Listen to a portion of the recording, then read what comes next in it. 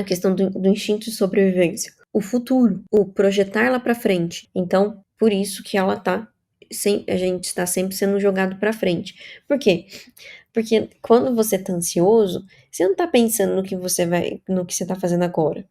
Você não tá pensando que você não tá estudando, que você devia estar estudando. Não, você tá pensando lá na frente.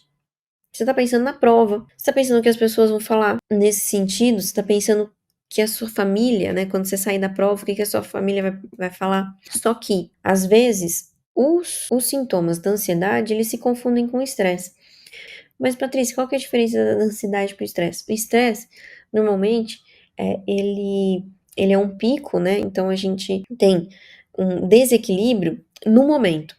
Alguma coisa naquele determinado momento desencadeia o estresse.